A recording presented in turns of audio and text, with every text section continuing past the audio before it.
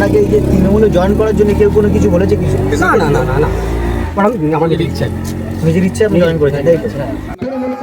আবারও বিষ্ণুপুর বিধানসভায় বিজেপি ভাঙন। বিজেপি থেকে তৃণমূল কংগ্রেসে জয়েন করলেন একাধিক মানুষ। তৃণমূল কংগ্রেসের প্রার্থী দিলীপ মণ্ডল কি বলছে আমরা শুনে নেব সরাসরি ওনার মুখ থেকে।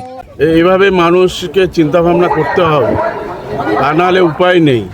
যেভাবে বিজেপি আমাদের ওপর আক্রমণ করছেন, বাংলার অবহেলা করছে, বাংলাকে বঞ্চিত করছে, বাংলা ভাষার অসম্মান করছে, মনীষীদের অসম্মান করছেন এবং আমাদের উন্নয়নে বাধা সৃষ্টি করছে, আমাদের পাওনা টাকা দিচ্ছে না, এটা আস্তে আস্তে করে বাংলার মানুষ বুঝতে পারছে। তাই সিপিএম থেকে, বিজেপি থেকে, অন্যান্য দল থেকে আমাদের এই বিষ্ণুপুরের মাটিতে প্রভূত পরিমাণ আমাদের সঙ্গে জয়েন করছেন এবং তারা বুঝেছে যে একমাত্র উন্নয়ন করতে পারছে মমতা বন্দ্যোপাধ্যায়, একমাত্র